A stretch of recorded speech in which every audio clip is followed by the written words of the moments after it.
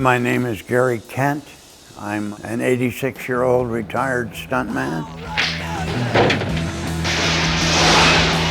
Spahn Ranch in LA is no longer there, but it was on the pass going over to Simi Valley. It was owned by a guy named George Spahn. He had a bunch of horses and old dilapidated Western buildings, wooden sidewalks, so it looked like 1850s, but there were no TV antennas, no overhead wires or anything. So we shot several films there. One of them was this movie called Lash of Lust, directed by Al Adamson.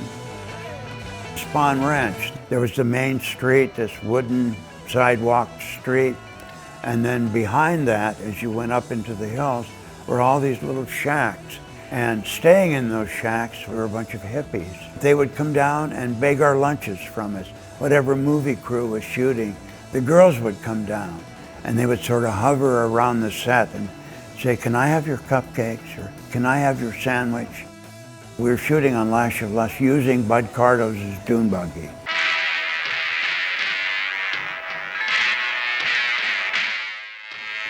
And the dune buggy broke down.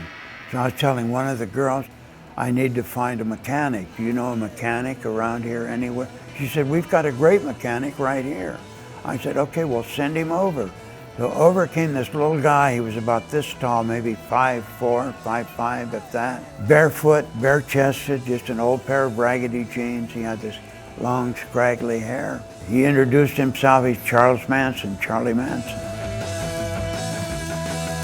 So I said, "Oh, God, here's the problem, what we have to do." But I looked at him and I thought, man, he needs a bath and some food, you know, and a good night's rest. He looks terrible. He wanted $70 up front. He knew how to fix the buggy, but he needed $70 up front to get parts.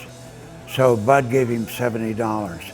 We came back the next day and the dune buggy had not been fixed. So I said, "Get me Charlie Manson." So over came Charlie and I said, "Charlie, Bud Cardo's is a really tough guy.